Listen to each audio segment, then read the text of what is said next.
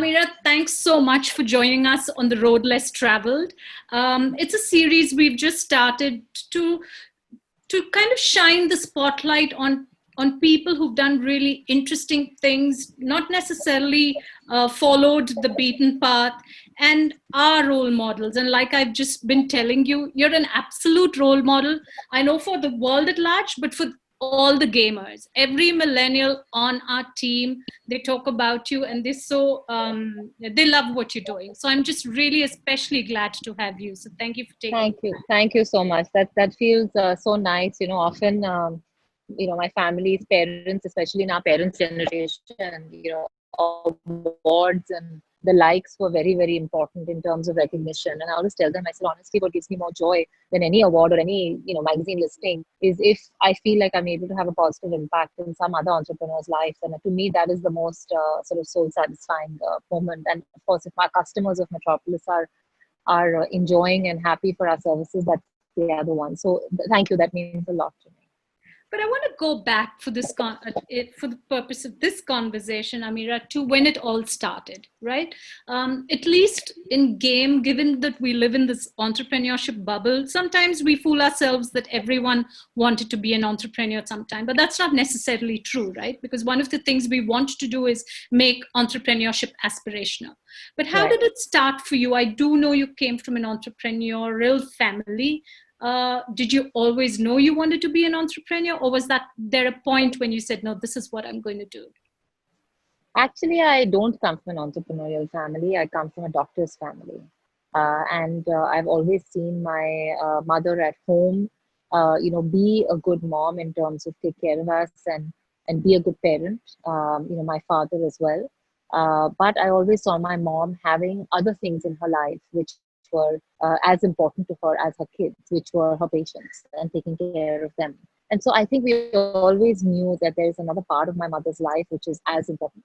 And taking care of those people's lives is as important. And that actually gave us a huge respect for independence and doing things on your own and having a lot of facets of your life.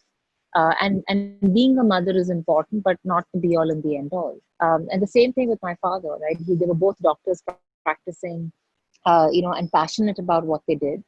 So we grew up in a very sort of middle class mindset environment of saving and not having a very sort of well off life. We were very comfortable, don't get me wrong, but we never sort of traveled internationally, and we didn't buy any fancy clothes, and we didn't even have an AC in our room. We walked to school, took the bus to college, etc. And I think entrepreneurship, therefore, was not something which I had come across at all in my family. In many ways, doctors are all entrepreneurs because they're all running their own practices, but not in the traditional business sense. I think the two things that really impacted my desire and journey were two things actually. One was subconscious, one was conscious. The subconscious one was actually I used to do a lot of trekking and hiking in the mountains when I was younger. I love nature, I love the outdoors, and I used to go with my school for the Duke of Edinburgh Award Scheme, DEAs, which is this hiking camp program that they run in schools where you go and you sort of be with nature and you trek and you have all these different grades, etc. So I did a lot of that for many years, and I think for me, learning in nature how to adapt. Because the thing about nature is you can't control it at all. One day it's really hot as hell, one day it's Absolutely. raining, one minute you're on a mountain, one minute there's no water to drink for hours, and you just have to adapt and you have to live in constant uncertainty. And you have to still be happy because your positive spirit is what's going to carry you when you're dead bone tired. So I think that ability to learn to adapt, the ability to not have things in my control, and still be happy and looking forward to the next step, I think was something that very subconsciously came through trekking. I think the conscious thing was when I worked with a large investment bank in New York, even though I was walking on Wall Street when I was 19 years old. And for most kids, that's a kick. And it was a kick in some ways. That kick lasted very, very short time. And I realized very quickly in a matter of few days that financial services or being in a corporate ladder is really not my thing. And the next 2 summers, I actually landed up working with very small companies, which were like we were 5 people in one startup in 2000, the dot-com boom and bust. And the other one was a company which I worked with when I was studying as well. And I think in both, the sense of ownership, the sense of belonging, the sense of um, the high I got, the fact that I was only one of 5 people that was steering And I was only an intern, but that was steering the direction of an organization just gave me a real kick. And I realized then that, look, I don't like this corporate ladder thing. I like small businesses that I can mold, that I can, I can head. And that to me was the first conscious realization that I wanted to be an entrepreneur. Was the internship in New York too? The first internship was in New York. The second one was in Austin, Texas, where I was studying. The next two jobs were both in Austin, Texas. So there's Ameera Shah who decides Wall Street isn't for her. She loves the draw of the internship with a small organization. Then what happens, Ameera? What leads to the starting of the journey that you've brought to so far? So I remember being in the US, and I remember I was graduating from college, and I happened to be chatting with my dad one day. And I was telling him, I said, I'm debating what to do, whether to come back to India. And at the time, context-wise, 2000 and 2001, nobody wanted to come back to India, right? Once you went to the US for your studies, you stayed there. That was like your ticket Absolutely. out. That was never the time to come back. And I was like, I'm thinking what to do. I can get a job here. But I really like these small companies. Maybe I'll get a job with a small company. And he asked me, he said, listen, do you want to be an entrepreneur? Do you want to be an executive? And I was like, I don't even know what you're talking about, right? So we went through that conversation. And I realized that actually all the things that he told me about what it meant to be an entrepreneur, was something that excited me. And so I said, let me come and figure out what's going on in India. And I came back to India after I graduated in December 2001. Actually, I came back the summer before that in April 2001 to see what my parents were doing in India. And I found that my father had just moved his lab from his original setup in Gamdevi to Worli. And my mom was continuing her practice. And I looked at both the practices and I thought, is there something that I can do by taking this platform of this, that these doctors had built and making it into an organization entrepreneurially. And I thought what my father was doing was exciting and scalable. It was one lab, but it had the potential of becoming an institution because it didn't involve personal involvement with every patient. While gynecology, which is what my mother did, was very personal and required a lot of medical knowledge and involvement, which pathology, I felt like it could be different. So I decided to come back in December, and and that's how I came back and decided to start building an institution out of what at that time was Dr. Sushil Shah's lab, which had just moved to Metropolis. But Metropolis was a single lab company in India. It was not even a company, it was sole proprietorship. And the idea was to say, okay, now how can this be much more? And what I had seen in the US were chains of labs which had large test menus, standardized processes, full organization, not a smaller outfit. And what my father had done exceptionally well was to build really good quality and therefore a brand for himself in South Bombay. And the idea was to take that and then scale it up into something that stood for large organization values beyond the individual. Ameera, I want to still stick with the whole entrepreneur beginnings. I don't want to bring in the gender lens yet. I will bring that later in the conversation because it is important. But I want to talk about those first 100 days. I've spoken to a bunch of people and everybody talks about those first 100 days. I mean, it could have been 6 months, but to have something to coin the first 100 days. Can you walk us through those first 100 days? Is there something that you remember that was difficult, challenging, the good bits? Do you recall that so many years later? I do. I mean, I think it was a very surreal time because there were a lot of conflicts and tension in the situation, and I'll explain why. Um, you know, Even though I had come back to, starting with one location, there was already something in place. There were employees, there were about 30, 40 employees. There was, of course, my father. That was his one or two guys who had been with him for a long time. And most importantly, all 40 people were medical. And therefore, there were two, three things. One thing is my father is he's not a typical father at all. He's not at all protective. He's, always been sort of sink or swim kind of approach. So I remember coming back and I didn't have a place to sit. He was like, go find yourself a chair. I'm not going to give you an office or any place to sit. So I remember just bouncing around chair to chair all day. There was no introduction to the team saying, oh, this is my daughter and she's come to scale this up. He was like, sorry, you find your own introductions and meet people. So everything was sort of left to me to do. And I had to really figure out as to what I wanted to do and how to do it, and just pick it up and somehow manage and get along with it. So I think I remember that very starkly. And at the time, the sink or swim felt harsh, but it allowed me the freedom to really figure out like what was interesting to me. And it was really, I figured out how to be proactive at the time, because I remember being so flabbergasted at the fact that patients would come for reports in the morning. I mean, they would come for giving their blood in the morning. They would give their blood from 8 to 10, and then we would tell them to come at 5 or 6 in the evening to collect their report. And I remember going to the reception every evening where there was at least 5 patients standing and firing the receptionist for the reports not being ready on time. And I kept thinking to myself, we have 8 hours. What are we doing? Why are the reports not ready? And so I immediately went into the system. So first thing is I started standing at the reception myself to figure out what exactly is going on. And I stood at that reception for about 6 months, and tried to figure out what were the issues in the workflow, what were the challenges the consumers and patients were facing. I interacted with people.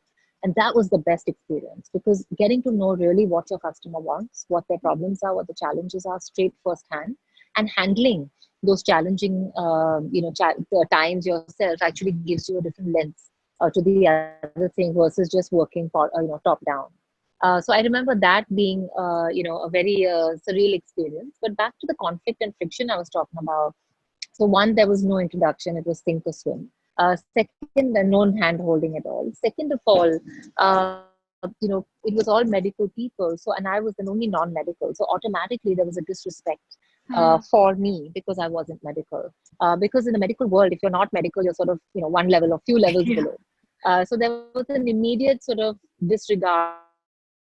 Like, well, what does she know, right? She's, doesn't have any medical degree. So what can she really tell us? This is a medical profession. So there was an automatic challenge there in terms of earning respect. There was also the additional thing that, even when you are the boss's daughter, there is an indication of, oh, this is just a hobby. A lot of preconceived notions about who you are, what you come for, why you're there, etc. Right? And you battle those as well. And then, of course, age and gender definitely don't help when you're in healthcare. Age, being 20 at the time, 21 is a serious disadvantage. So I think these were all the different friction points. And the fact that my father is not a protective, nurturing type, and it's not my nature either to go and do chugli every day and go, I had that problem today. And that worked well for both of us, because I was just the type of person who said, okay, these are my 5 issues. How do I get beyond them on my own? And my father wasn't anyone to stand in there and actually help me on any of those things either. So it was a very interesting time. And I think very quickly in 100 days, I figured out what I was going to do, which was to plug the hole in anything and everything that came up. So I saw that there was no organization. So first thing was to convert it from a sole proprietorship to a company. Second, there was no HR, there were no files, there were nothing about employees. So I started setting that right. I found in purchases, there was no purchase department. So anybody would pick up the phone and call a vendor and say, deliver this. There was no record of anything. So I fixed that. I mentioned to you already about the customer front. So all the non-technical areas, which none of the technical people actually had any expertise in building, is what I put my attention to. And did not interfere in the technical part at all. That came later, a few months later, where I then started getting involved in the technical. Everything you're telling me now it's really about your dad trusting you. I think to have even allowed you to join the business in some sense, but letting you do it on your own, right? There was no, hey, I'm going to do it for you. You've made this choice, and you actually made some smart decisions, but you're still in a sense on your own. You've got things to prove. Did you find yourself at the deep end where you said, what am I doing? Why am I doing this? Maybe I should just go back to a job? Or you just found yourself in that journey, just dealing with things one at a time and moving through? I think my personality is not one to give up. Number one, I'm pretty resilient. That again comes back from nature, sticking with it, continuing the journey, and not sort of, on a daily basis thinking, okay, let this go.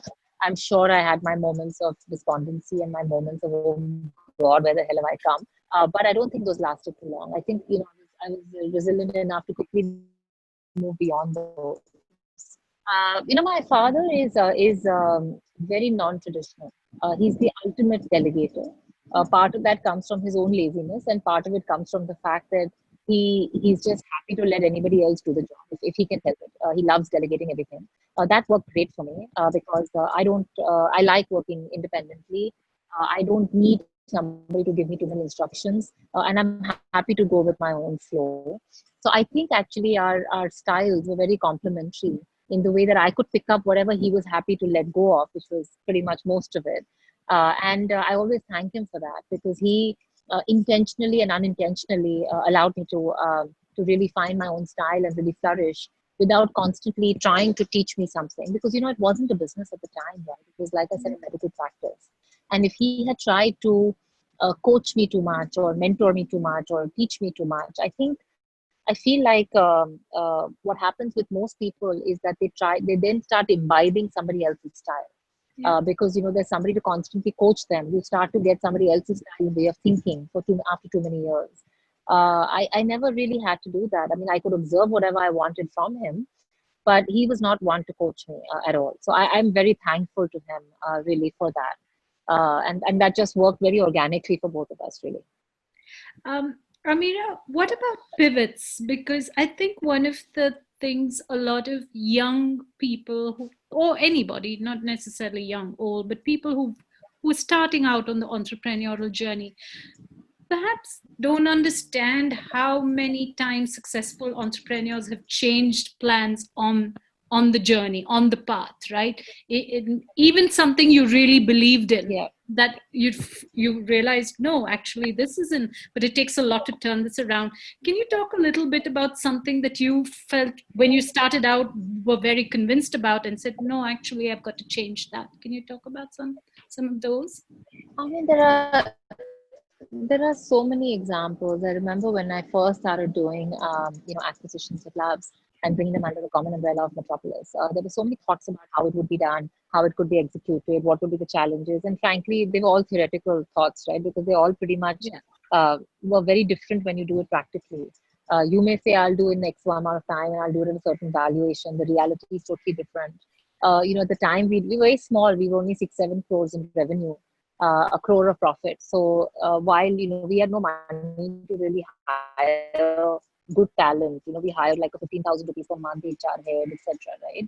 So a lot of the people you hire are not necessarily even where your vision of your organization you would like it to be. But you have to Mhm. find a way to work with them, and quickly, if they're not suiting your purpose, adapt and move on. So I think the ability to one, to have conviction is great, but then the ability to recognize where your conviction is sometimes faulty and sometimes where actually practically it's just not working like we thought it would theoretically, that actually this is wrong, and I need to change, I need to pivot. I think is a very fundamental, essential part of being an entrepreneur. And again, it comes back to what I mentioned earlier about being comfortable with uncertainty. Because the reason people don't want to pivot is because they're so comfortable with the path that they've defined, and so much anxiety comes out of making any change, that's where you may not actually pivot at all or change what you need to change. So I think again the recognition of that you have fear and you have anxiety and that you need to deal with it and confront it rather than running away from it actually gives you the courage to pivot or the courage to change. Amira, I loved what you said the other day when we'd invited you to deliver the keynote focused on women entrepreneurship. I'd like to bring some of that to our conversation today. Those lessons you shared, I think those were very powerful. Can I ask you to talk through some of those again, please? For women entrepreneurs, especially, I think we cannot talk about it enough. So I'd love for you to talk about Sure. So we had talked about 5 lessons, and I'll just quickly run through them. Do you want me to go through them in detail, or No, just mention them? yeah, a summary version of it, Sure. in the context of this conversation. So the 5 learnings that I've had, and I think these are all very personal, but I think they could be relevant for many people.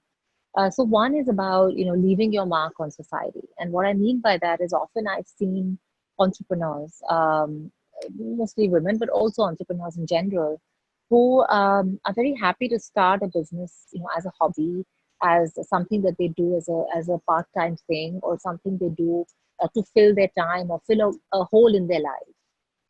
And unfortunately, while these things may fill a hole in your life for a phase, they don't necessarily go on to become sustainable beings and organizations on their own if you don't allow them that flexibility and independence of being built independently. And I've given an example of how your child is outside you as a mother. And even though as a mother you sustain the child, this child is an individual being. And therefore having its own ability to breathe and act and feed themselves, etc. The same way an organization, ideally you want to make it independent of you because that's how it remains sustainable and that's how you become dispensable, and that's how you leave your mark in society, that even if tomorrow you don't decide to be a part of it, or you pass away, or you have a health issue, or whatever it is, that being, that separate organization continues to survive and continues to have a positive impact on society. So that was my one learning lesson in terms of sustainability. I think second is to do it for the right reasons. Again, going back to it, a lot of people do it for themselves. They do it, oh, I'm getting bored in life. I need to make money.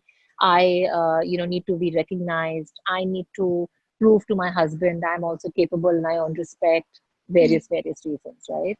And I think the only reason to do a business is because you're filling a need and a gap in the world. You have to find what a problem is in the world that many people are suffering with, and you have to find a solution to it. And that's the only way that you're doing the business for a good reason, and that's the way that brings you to all the original things you wanted, of financial success, of recognition, of people respecting you for something you've done. Because if you don't start with the right reason of solving a problem and doing it for your customers or potential customers, all those things don't come. You can't start with, I want to make money and start a business, or I'm bored, I want to start a business. It just doesn't work because that passion doesn't emanate enough from you to be able to actually make it a success. So I would say that's the second. I think the third, and that the challenges that we face cannot become our excuses. Often, depending on who you are, everybody faces challenges becoming an entrepreneur. It could be your family doesn't support you. It could be you don't have enough money to start. It could be gender. It could be age. It could be, there are thousands of things that are against all of us. You haven't been educated, etc. And I think often when things don't go well for us, or often when we're not able to convert thought into action, we use these reasons in our mind and make them as excuses that actually generate a negative energy and actually stop you from even moving forward. And I think the important thing is actually to identify all the challenges. I'm not suggesting that we suppress them. We identify all the challenges, but then work towards saying which are the ones that I can actually influence and which are the ones I can't influence. My family doesn't support me. There's not much I can do about it at this point of time. Let it be. Maybe at some point they'll support me. I don't have enough money to start a business. You're right, but it's something I can control. Let me do a job for a few years. Let me save enough money, and I'll have enough money to start a business, right? And then I can get funding externally. I think figure out what you can influence, what you can't influence, and work at solving the ones you can influence, and let those continue to be obstacles and not end road in the journey.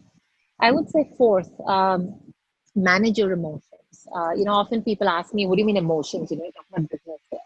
What do the two have to do with each other? And actually, to me, being an entrepreneur is as much as it is about business as it is about managing your emotions. Because who we are when we start a company, our company becomes a mirror of exactly who we are.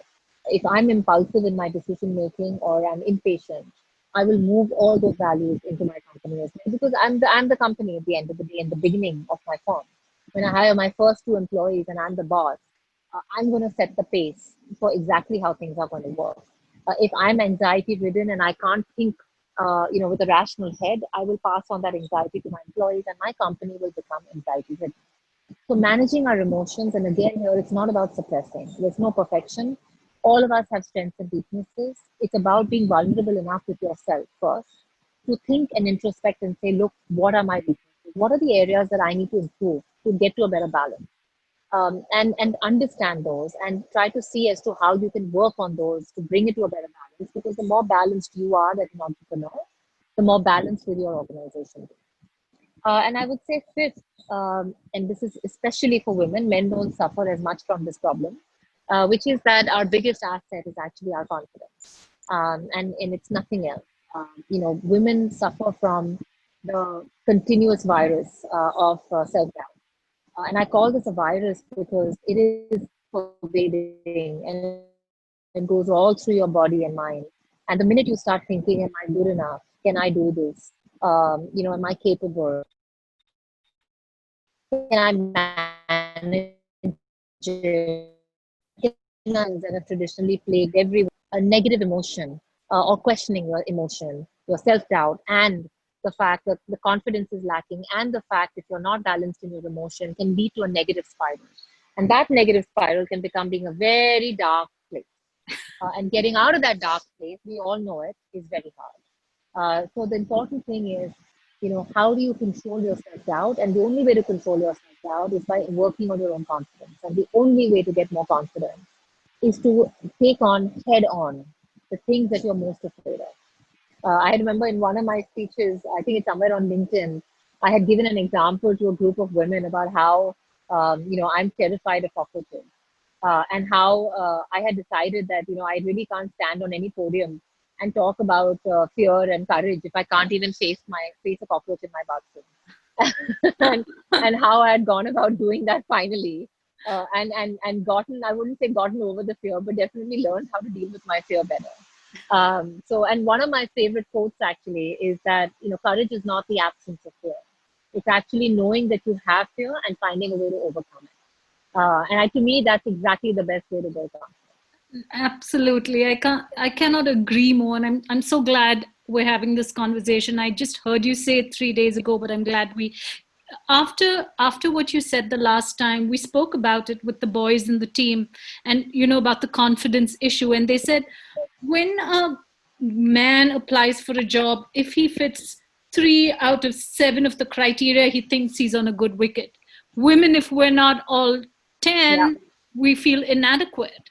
and yeah. and, and it's really we do this a lot. I guess it's systemic in a lot of ways, but it's time we recognize that pattern. So I'm just so glad you called that It's out. it's deep. It's deep conditioning. Yeah, It's deep conditioning at every step of our way in every part of our environment. And again, that's talking about internal and external. That's not something we can control. But how we react to that is 100% in our control. Amira, would you have done anything differently that you can look back and say, if I had to do it all over again? A lot of times when people have been successful, they understand that failures have been part of their success. But were there a couple of things you look back and said, no, that was unnecessary. I wouldn't have done that, or not Yeah, I really? mean, there's a long list actually, and I think I'm happy. I've always been happy to be open about my failures as the things I've done right because they've been a part of what brought me here, right? I think I'll tell you personally and professionally, both, because they're both all tied in together. Absolutely. They come from the same person, right? Yeah. Professionally, I feel like I wish I had built a good team earlier. When you're an organization, you're just growing. You're also very worried about your profit and making sure that you have enough money to manage and survive. And you tend to not spend as much money on getting a good team. And I feel like not doing that and not spending enough time on doing that, we were actually set back by many, many years. And I think that's something which I definitely regret not investing in very early when we were trying to scale. I thought I could fill in the gaps on some of the things, and I couldn't. So that was definitely something that I wish I had done better. I would say from a personal side, I think there was a time in my life where I really craved emotional engagement and I really craved emotional intimacy for various reasons. And I was quick to make decisions to embrace intimacy, emotional intimacy, without judging the people correctly. And I Mm, think the reason I say that is very important because the people we let into our lives land up influencing us very, very significantly, especially if they're family, they're close friends, they're a spouse, in any of these angles, right? And I think deciding who to let into your life, who to let into your space, is something we have to be very cautious about. And when I say cautious, I don't mean we have to become scared and numb and paranoid and not let anybody else. So we have to be cautious to say, is this a toxic energy we're bringing in? Is it a positive energy I'm bringing in? And I think the mistake that I made at certain points in my life was not making those wise judgments and actually allowing, in some cases, negative energy to come into my life, which again set me back by many years. I completely agree with what you just said. I turned 50 in 4 days. And one of the things I feel most empowered about is making the choice about who I want in my life. And I really feel Absolutely. that frees you in a way like nothing does. Absolutely. You surround yourself with people who nurture you, for the right reasons, with the right intent, with the right energy. I think it really sets up that anchoring, emotional anchoring, allows you to fly and allows you to be completely free. Great. Amira, we're going to jump into some rapid fire now, right? Sure. Um, what's the one overrated entrepreneurial trait? I would say I've often seen thinking big as something which the boys club always evangelizes and talks a lot about, and often I've seen that thinking big comes from ego. I'm not for that, in favor of that at all. I think thinking big is good, but it should be coming not from a space of personal ego, but from a space of strategic intent. Do you have an entrepreneur icon, somebody you look at and say, I really admire what they've done? Yeah, many people. I mean, I was first inspired by Mohammed Yunus of the Grameen Bank. He was the first, I would say, person who inspired me around the late 90s. And it was because of him that I actually, decided to come back to India because I saw what he had managed to do in Bangladesh. So I would say definitely him. I would say along the way, many others. Deepak Parekh is somebody who I deeply admire for his humility. Kiran, I admire for her courage and her, in a way that she's, broken many, glass ceilings. I think there are a bunch of people who I would pick up individual traits and be very impressed with. People like global leaders like Bill Gates, who thought very ahead of his time and then moved his attention to philanthropy and did a complete pivot. I would say a lot of them. What does Amira Shah do for fun? I know work is So, fun, but yeah, fun. lots of things. So, as I mentioned earlier, I love nature. I love the outdoors. I'm happiest when I'm standing in the sun and I'm in a mountain, on a mountain or in the beach or somewhere that I'm just outdoors and I can feel alive. And therefore, I love sport. And therefore, I play sports all kinds for fun. I'm a chess addict. I love playing chess, so that's something I really enjoy as well. I love animals. So I have two dogs, two pugs, who I absolutely adore. And so these are some of the things in my life that I really enjoy. There was a time I read a lot, but that's not the case recently. I've just had a baby 5 months ago, so currently my joy and enjoyment comes from him. So yeah, I mean, a lot of these things, and I also really enjoy, mentoring other women entrepreneurs through Empower Us. I mean, that's something that's given me a great deal of fulfillment. That's a thread we definitely want to pick up with you. I really do think for the journey that game is on in really catalyzing entrepreneurship, mentorship plays such a big role, and I really would like to continue that conversation separately. Um, my last question, Amira. Sure. 5 years from now, where do you see yourself? Where do you see yourself as an entrepreneur? Where do you see yourself as a person? I see myself moving to building, continuing to build organizations, maybe in a different space as well. I've always been very attracted to the idea of sustainability for others and having an impact on society in some way. So I think there's a very natural evolution of extending Empowerers and building it much larger, where I hope to spend a lot more of my time in the future, in building organizations that can continue to sustain other people's dreams and have that impact. The last 5 years of my life, I felt this need to want to give back, to want to, I've been very privileged and I'm deeply grateful for everything I have and I've managed the journey I've managed to go through. And I really have been feeling for the last 5 years, it's time to give back more and more. I've managed to do a little bit of it, I feel, through Empowerus, but I feel like there's a lot more of that from where it comes from. And I think more of my energy and time and if it can be spent in that direction, I genuinely believe it'll be good for my soul than anything else. Thank you so much, Amira. I hope our conversation today encourages people to just take that road less traveled. Thank you so much.